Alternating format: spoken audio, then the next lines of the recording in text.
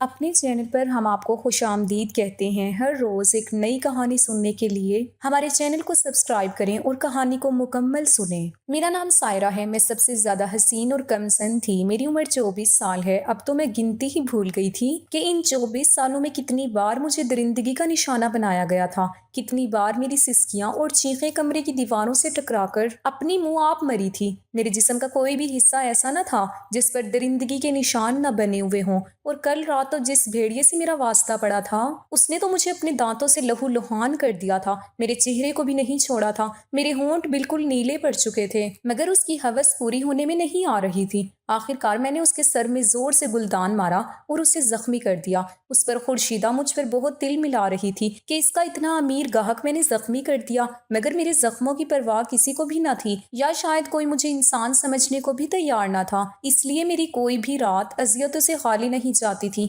آج تو میں نے خورشیدہ کے سامنے ہاتھ جوڑ دیے اور کہا کہ مجھے بخش دو، آرام کرنے دو۔ اس نے کہا کہ ایک تو تم نے میرا گاہک بھگا دیا، اوپر سے آرام کرنے دوں؟ آج تو تیرے کمرے میں 2 بندے چھوڑوں گی۔ اس ڈائن نے ان 5 سالوں میں مجھ پر کہاں ترس کھایا تھا جو آج کھاتی۔ میں خود کو گھسیٹتی کمرے میں چلی گئی اور خدا سے دعا کرنے لگی کہ آج رات کسی گناہ گار کو ہماری چوکھٹ پر نہ بھیجے، مگر ابھی میرے ہاتھ نیچے بھی نہ گئے تھے کہ دروازے پر مخصوص دستک ہوئی۔ یہ دستک نہیں، ایک سور تھا جو میرے کانوں میں پھونکا جا رہا تھا، مگر میں نڈھال سی پڑی رہی۔ میرے جسم میں انتہائی درد تھا کہ مجھ سے اٹھا نہیں جا رہا تھا۔ دستک اب مسلسل ہو رہی تھی۔ یہ غصے کا اظہار تھا جو وہ ڈائن دکھا رہی تھی۔ میں نہ چاہتے ہوئے بھی اٹھی کہ دروازہ نہ کھولتی تو واقعی وہ اپنے غصے کا اظہار کر ڈالتی۔ جب دروازہ کھولا تو وہ ڈائن سامنے کھڑی تھی۔ مجھے گھور کر کہنے لگی کہ جلدی سے تیار ہو جاؤ، خاص تیرے لیے ایک چھوکر آیا ہے، آج کی رات تجھے ساتھ لے کر جائے گا، اور خبردار جو تو نے کوئی احتجاج کیا تو ورنہ انجام کی ذمہ دار تو خود ہوگی۔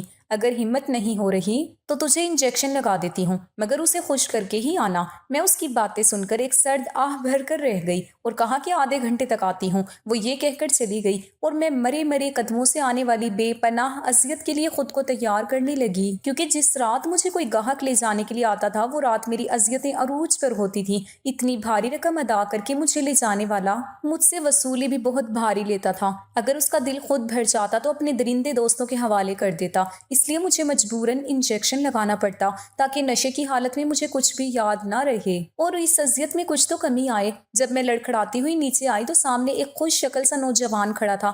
دکھنے میں تو وہ شریف خاندان کا لگتا تھا، مگر خیر میں نے ایسے چہروں کے پیچھے بہت سے بھیڑیے چھپے دیکھے تھے، اس لیے بغیر اس کی شکل پر غور کیے اس کی گاڑی میں جا بیٹھی۔ میرا دماغ اب بالکل سن ہو رہا تھا۔ میں نے سیٹ پر سر ٹکا کر آنکھیں موند لی۔ وہ گاڑی چلاتے ہوئے مجھ سے پوچھنے لگا کہ تمہارا نام کیا ہے؟ میں پہلی بار اس کی بات پر تلخی سے ہنسی تھی، کیونکہ آج تک کسی نے میرا نام نہیں پوچھا تھا، نہ ہی انہیں میرے نام سے کوئی سروکار ہوتا تھا۔ میں نے کہا جو تمہیں پسند ہے اسی نام سے مخاطب کر لو، کیونکہ میں خود اپنا نام بھول چکی ہوں۔ اس نے کہا کہ کوئی اپنا نام بھی بھولتا ہے کیا؟ میں نے کہا میں پچھلے 5 سال سے اپنا نام، اپنی پہچان، اپنی عزت سب کچھ بھول چکی ہوں اور کھو چکی ہوں، اس لیے اب کچھ بھی فرق نہیں پڑتا۔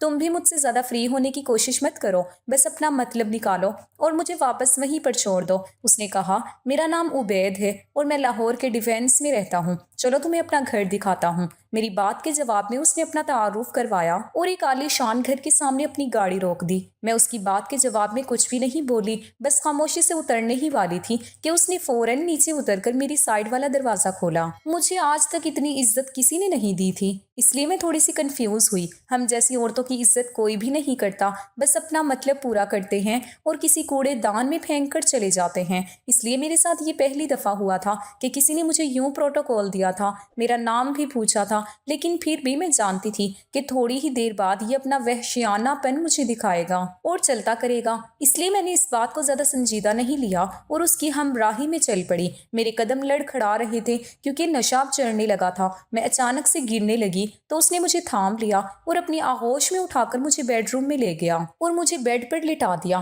کہا کہ کیا ضرورت تھی اتنی ڈوز لینے کی؟ اس کے لہجے میں فکر مندی سی تھی۔ میں نے کہا یہ نشہ ہی تو ہے جو میری اذیت اور تکلیف کا احساس مجھے نہیں ہونے دیتا، ورنہ ہوش و حواس میں تو میں اس قدر وحشیانہ پن کو سہ ہی نہیں سکتی، میں مر جاؤں گی۔ وہ میرے ساتھ بیٹھ گیا، افسوس سے مجھے دیکھنے لگا، کہنے لگا بے فکر رہو، میں اتنا سنگ دل نہیں ہوں، اس لیے ریلیکس ہو کر بیٹھو، ہمیں ابھی بہت ساری باتیں کرنی ہیں۔ میں نے کہا میں نے ہمیشہ مرد کو سنگ دل ہی دیکھا ہے، جب سے ہوش سنبھالا، اپنے باپ کا ظلم سہا، میری ماں تو مجھے محبت بھری آغوش دینے سے پہلے ही दम तोड़ गई। बाप ने मुझे मनहूस कहा और मुझे एक बुढ़े शख्स के हाथों बेच दिया। तब से मेरा सौदा ही तो होता आ रहा है। एक के बाद एक कितने गाहक आए जिन्होंने मुझे कुछ पल के लिए खरीदा, अपनी ख्वाहिश की तकमील की और फिर यूं फेंक कर चले गए जैसे मेरे अंदर दिल ही नहीं धड़कता, एक बेजान मोम की गुड़िया जैसे। मैं नहीं जानती थी कि मैं उसे अपना हाले दिल क्यों सुनाने बैठ गई। मैंने अपने खरीदारों के सामने खुद को कभी भी काबिले तर्स पेश नहीं किया था, क्योंकि जो कीमत भरकर चंद घंटों के लिए वो मुझे अपनाते थे, वो मेरा दुख सुनने के लिए थोड़ी ना अपनाते थे। उन्हें तो कुछ पल के लिए अपनी ख्वाहिशात निकालनी होती थी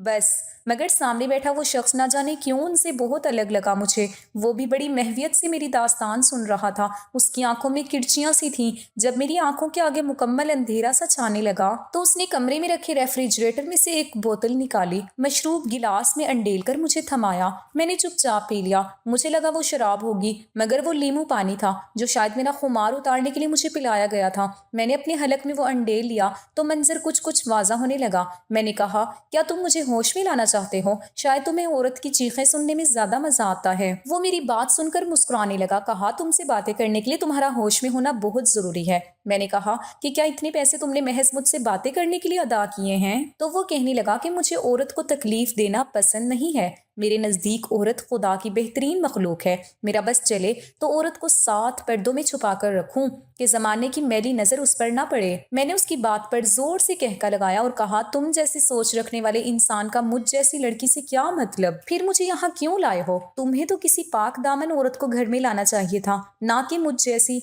जिसका दामन हर रात दागदार होता है। उसने कहा कि मेरे नज़दीक तुम भी एक काबिल एहतराम औरत हो, क्योंकि ये सब तुम अपनी मर्जी से नहीं करती। तुमसे ये सब कुछ जबरदस्ती करने पर उकसाया जाता है। तुम्हारी ख्वाहिश है कि तुम भी एक घर की जीनत बनो। तुम्हारा शोहर तुम्हें 7 पर्दों में छुपा कर रखे। वो मेरी आंखों में आंखें डालकर मुझसे कह रहा था और मैं ये सोच रही थी कि ये तो शायद मेरे अंदर का हाल मेरी आंखों से पड़ रहा है। मुझसे ज्यादा देर उससे नजर नहीं मिलाई गई, इसलिए मैंने इधर उधर देखना शुरू कर दिया। मैंने कहा, जिस काम के लिए मुझे लाए हो वो जल्दी से निपटाओ और मुझे चलता करो। मैं तुम्हारी इस तरह की बातों में अपना दिमाग खराब करने वाली नहीं हूँ। मेरा नशा मुकम्मल तौर पर उतर चुका था, मगर वो बजाय मेरे करीब आने के उठकर अलमारी में से कपड़े निकालने लगा और वॉशरूम में चला गया। मुझे लगा शायद वो मेरे करीब आने से पहले फ्रेश होना चाहता है। मैं बेड के क्राउन से सर रखे आंखें मूंद कर लेट गई। मुझे नींद बहुत ज्यादा आ रही थी, लेकिन मैं सोना नहीं चाहती थी, इसलिए उसका इंतजार करने लगी। जब वो शॉवर लेकर निकला तो उसके गीले बाल और गीला जिस्म शर्ट को भी गीला कर गया। मैं टुकटुकी बांध कर उसको देखने लगी। वो काफी हैंडसम और खूबसूरत जवान था। आज तक मेरा जितने भी लोगों से पाला पड़ा था, ज्यादातर वो 50 साल के लगभग होते थे, जो अपनी बीवियों के सताए हुए घर से निकलते थे और अपनी सारी फ्रस्ट्रेशन मुझ पर निकालते थे। कोई बुड्ढा तो अपने ऑफिस के वर्कर्स का गुस्सा मुझ पर उतार कर चला जाता था। उनमें से कोई भी मुझे इंसान नहीं समझता था, ना ही मैंने आज तक किसी को जी भर कर देखा था। लेकिन ये नौजवान बहुत पुरकशिश था। उस पर से नजरें हटाना मुश्किल हो रहा था।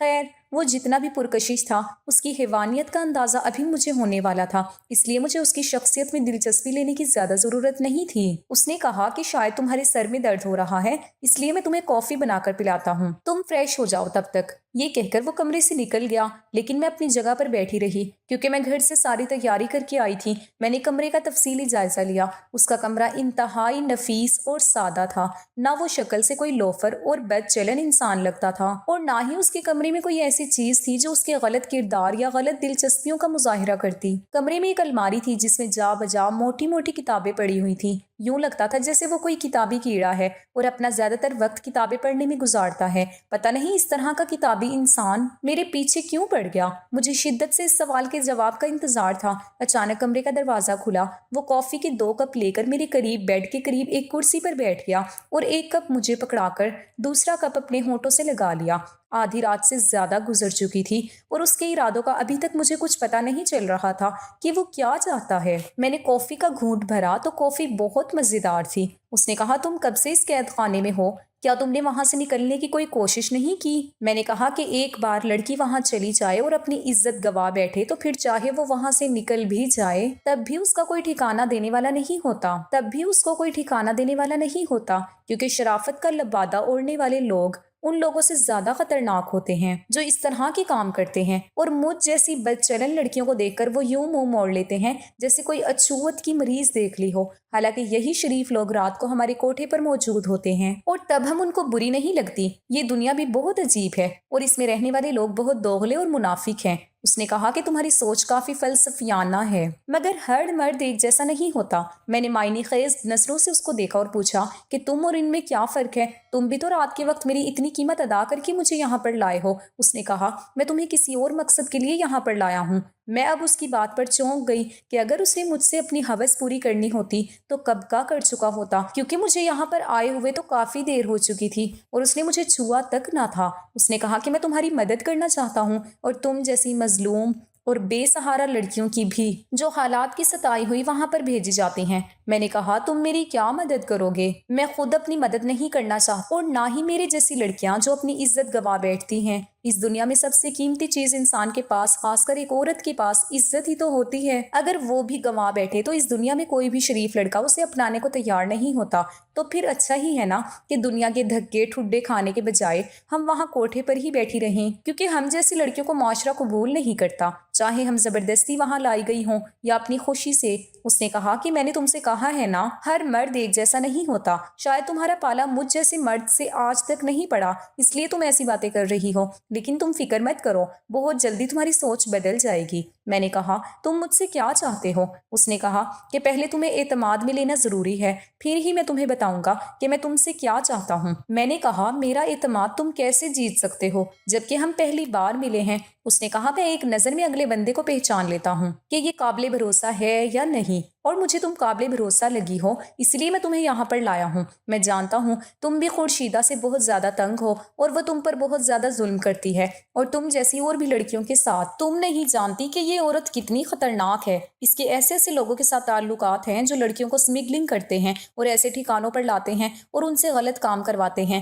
زیادہ تر یہ کام زبردستی کروائے جاتے ہیں اور ان لڑکیوں کو زبردستی کسی کالج، یونیورسٹی یا اسکول سے اغوا کیا جاتا ہے، یا کوئی حالات کی ستائی ہوئی گھر سے بھاگتی ہوئی لڑکیاں ہوتی ہیں جن کو ان کے عاشق کم قیمت پر فروخت کر دیتے ہیں۔ وہ عاشق جو ان کے ساتھ محبت کے دعوے دار ہوتے ہیں اور شادی کرنے کے خواب دکھاتے ہیں، پھر ان کو ان ظالم لوگوں کے ہاتھوں بیچ دیتے ہیں۔ میں اس گینگ کے سردار تک پہنچنا چاہتا ہوں اور اس میں تم میری مدد کرو گی، کیونکہ وہ خورشیدہ سے کافی قریبی تعلق رکھتا ہے اور وہ اکثر ہی اس سے ملنے آتا جاتا ہے۔ خورشیدہ اکثر لڑکیاں اسی سے لیتی ہے۔ اگر تم اس کے بارے میں کچھ بھی جانتی ہو تو مجھے بتا دو، اگر نہیں جانتی ہو تو مجھے پتا کر کے دے دو۔ میں تمہیں منہ مانگی قیمت دینے کو تیار ہوں، بلکہ تمہاری من پسند زندگی تمہیں دینے کو تیار ہوں، کیونکہ تم مجھے بہت معصوم اور قابل احترام عورت لگتی ہو۔ میں چاہتا ہوں تمہیں اس دلدل سے نکالوں اور تم جیسی ایسی اور بھی بہت سی مظلوم لڑکیوں کو وہاں سے نکالوں۔ ان کے گینگ کے سردار تک پہنچ کر ہی میں یہ کام کر سکتا ہوں۔ میں اس کو ہونکوں کی طرح دیکھ رہی تھی۔ میں نے کہا اتنا بڑا کام ہے یہ، میں کیسے کر سکتی ہوں اور تم مجھ پر کیسے بھروسہ کر سکتے ہو؟ کیا پتا میں وہاں سے جاتے ہی خورشیدہ کو سب کچھ سچ سچ بتا دوں۔ اس نے کہا کہ تم ایسا بالکل بھی نہیں کرو گی، میں جانتا ہوں، میں تمہارے اندر تک کا حال اچھی طرح سے جانتا ہوں۔ میں کافی عرصے سے تمہیں مانیٹر کر رہا ہوں۔ اگر تم ایسی لڑکی ہوتی تو میں کبھی بھی تمہیں یہاں اپنی پرسنل جگہ پر نہ لے کر آتا۔ میں نے کہا کون ہو تم اور یہ سب کیوں کرنا چاہتے ہو؟ تمہیں یہ سب کر کے کیا حاصل ہو جائے گا؟ اس نے کہا میں ایک انٹیلیجنس آفیسر ہوں اور میرا مشن یہی ہے جو تمہیں بتا چکا ہوں۔ اب میں سمجھی تھی کہ اس کے کمرے میں اتنی بھاری بھرکم کتابیں کیوں رکھی ہوئی تھیں۔ میں نے کہا میں ایسا کچھ بھی نہیں کر سکتی۔ اس نے کہا کہ تمہیں اندازہ بھی نہیں ہے کہ تمہارے ساتھ آگے کیا ہونے جا رہا ہے۔ اس کی یہ بات سن کر میری ریڑھ کی ہڈی میں سنسنی سی دوڑ گئی۔ میں نے کہا مجھے ڈرانے دھمکانے کی ضرورت نہیں ہے، مجھے بس تم گھر چھوڑ دو۔ اس نے کہا کہ مجھے اپنے سوراخ رساؤں سے پتا چلا ہے کہ بہت جلد خورشیدہ اپنے کوٹھے کی خوبصورت لڑکیاں اسی گینگ کے سردار کو بیچنے کا ارادہ رکھتی ہے، اور ان لڑکیوں میں تم بھی شامل ہو۔ اور پتہ ہے وہ لوگ ان لڑکیوں کے ساتھ کیا کرتے ہیں؟ تم سوچ بھی نہیں سکتی اس اذیت کو، اور میں تمہیں اس سے بچا سکتا ہوں۔ میں اس کی بات سن کر پوری طرح سہم گئی۔ ویسے تو میں شروع سے ہی اذیتیں سہتی آ رہی تھی، میں اس لفظ سے نہ واقف نہیں تھی اور نہ ہی اس تکلیف سے جو مجھے سہنی پڑتی تھی، لیکن میں یہ بھی جانتی تھی کہ اگر ایک بار لڑکی گینگ کے ہاتھ آ جائے تو اس کے ساتھ کیا کیا جاتا ہے۔ وہ لوگ اس لڑکی کو کھلونا بنا کر کھیلتے تھے اور پھر بری طرح سے رون دیتے تھے۔ جب وہ مکمل طور پر اسے اپنی ہوس کا نشانہ بنا لیتے اور وہ لڑکی بالکل ہی بے جان ہو جاتی تو پھر اس کو قتل بھی کرتے تھے۔ میں نے کہا کہ میں تمہاری مدد کرنے کے لیے تیار ہوں، بتاؤ مجھے کیا کرنا ہوگا؟ اس نے کہا کہ اگلے ہفتے میں کسی بھی رات وہ ڈاکوؤں کا سردار ان لڑکیوں کے سودے کے لیے تمہاری میڈم سے ملے گا۔ تم نے اسی وقت مجھے اطلاع دینی ہے تاکہ ہم موقع پر وہاں آ سکیں۔ میں نے کہا میرے پاس کوئی موبائل فون نہیں ہے جس پر میں تمہیں اطلاع دوں اور نہ ہی ہمیں رکھنے کی اجازت ہے۔ اس نے میری کلائی میں ایک بریسلیٹ پہنا دیا۔ وہ بریسلیٹ بہت ہی زیادہ خوبصورت تھا۔ ایک ننھی سی چین میری پوری کلائی کے گھیرے میں تھی اور اس کے نکڑ پر ایک چھوٹا سا دل بنا ہوا تھا۔ اس نے کہا جب بھی وہ سردار وہاں پہنچے تو اس دل پر موجود ایک چھوٹا سا بٹن ہے، اس کو دبا دینا، مجھ تک سگنل پہنچ جائے گا اور اس بریسلیٹ کو اپنی میڈم سے چھپا کے رکھنا۔ میں نے حامی بھر لی۔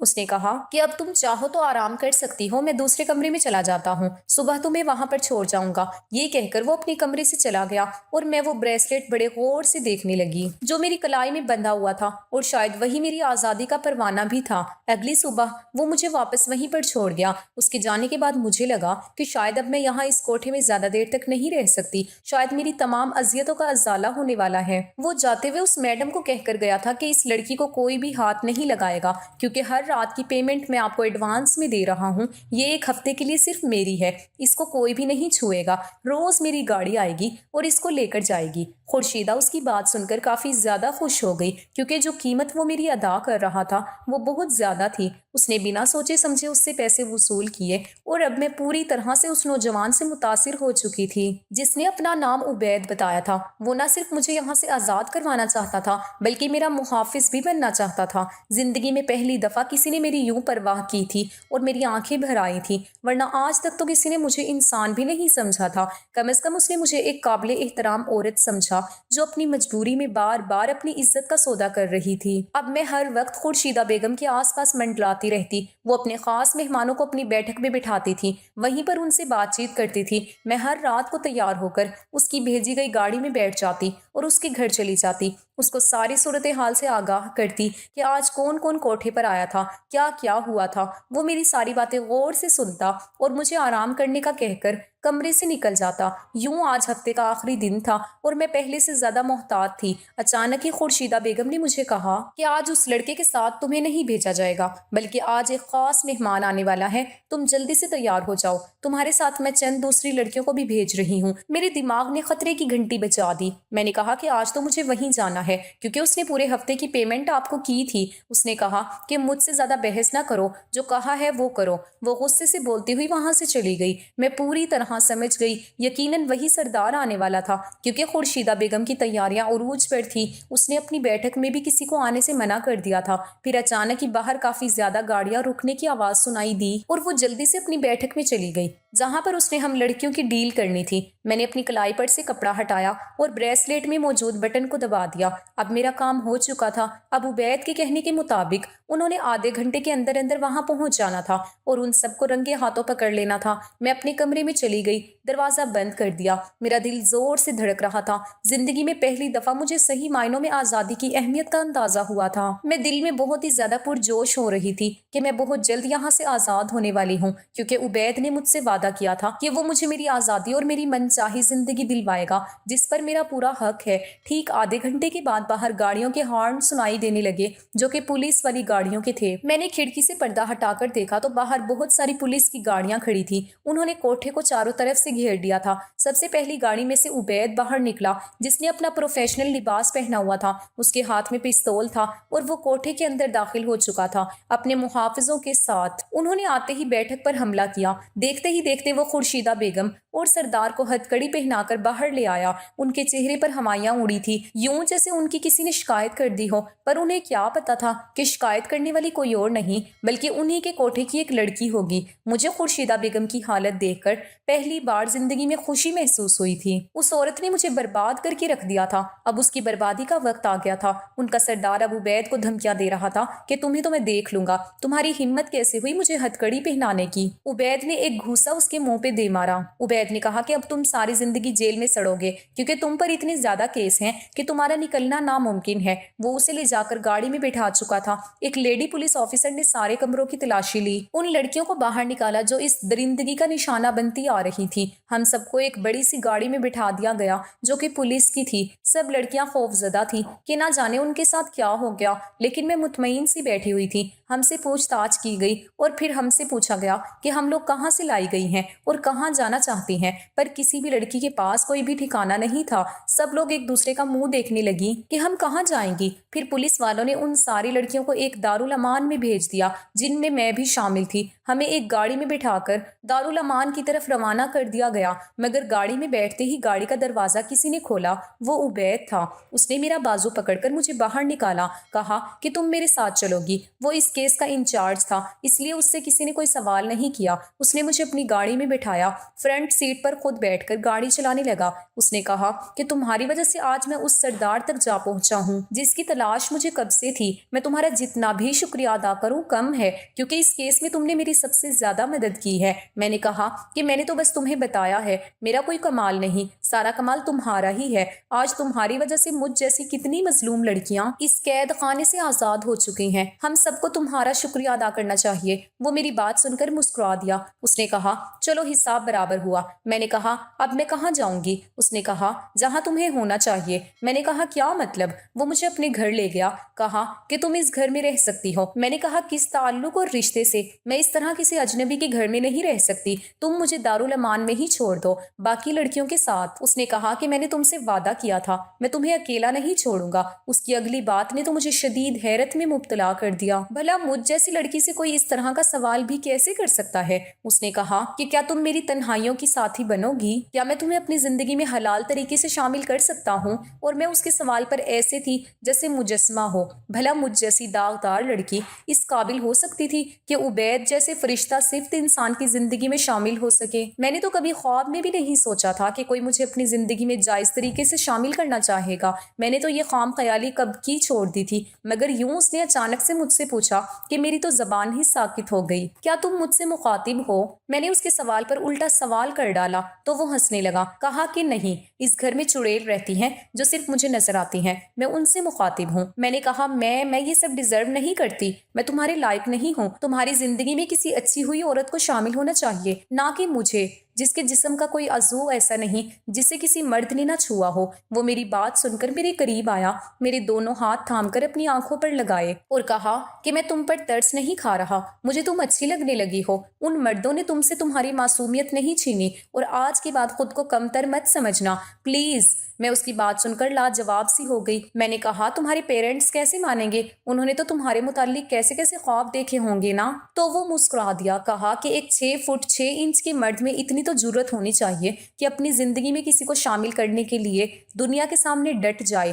اور میں ایسا کرنے کی قابلیت رکھتا ہوں۔ تم بتاؤ کیا تمہیں کوئی اعتراض تو نہیں ہے؟ میں تمہیں پورے مان اور چاہت سے اپنانا چاہتا ہوں، کبھی زندگی میں تمہیں تمہارے ماضی کا حوالہ نہیں دوں گا، یہ میرا وعدہ ہے، کیونکہ میں جانتا ہوں کہ ہم سبھی زندگی میں گناہ کرتے ہیں، مگر تم نے ایک نہ کردہ جرم کی سزا کاٹی ہے۔ تمہارا ہر اس خوشی پر حق ہے جو تم سے چھین لی گئی۔ وہ اپنے انگوٹھے سے میری انگلیوں پر دباؤ ڈال کر بولا، جیسے میرے انکار کرنے پر اس کا دل ٹوٹ جائے گا۔ اور بھلا مجھے ایسی زندگی سے اور کیا چاہیے تھا؟ میں نے دل میں بے اختیار اپنے رب کا شکر ادا کیا کہ جس نے مجھ جیسی عورت کے نصیب میں ایسا مرد لکھ دیا۔ بے شک وہ ہر چیز پر قادر ہے۔ میرا دل شکر سے بھر گیا۔ میں نے اپنی زندگی کی ڈور اس کے ہاتھ میں تھما دی۔ آج میری عبید سے شادی کو 4 سال گزر چکے ہیں۔ اللہ تعالیٰ نے ہمیں خوبصورت سی بیٹی دی ہے۔ عبید نے اپنا وعدہ پورا کیا۔ اس نے کبھی مجھے میرے ماضی سے متعلق کوئی طنز یا مذاق میں بھی بات نہیں کی، اور میں ہر پل اپنے رب کا شکر ادا کرتی ہوں، مگر ایک بیٹی کی ماں ہونے کے ناطے مجھے دھڑکا سا لگا رہتا ہے کہ ہماری ماہم کو اس زمانے کی بری نظر نہ لگے، نہ ہی کبھی وہ اپنی ماں کے نہ کردہ جرم کی سزا کاٹے۔ پیارے دوستو، آپ کے خیال میں عبید جیسے لوگ آج بھی پائے جاتے ہیں کیا؟ عورت کی عزت چلی جائے تو کیا وہ اس قابل نہیں رہتی کہ کوئی شریف مرد اسے اپنا سکے؟ کمنٹس میں اپنی رائے کا اظہار ضرور کیجیے گا۔ شکریہ۔ اللہ حافظ۔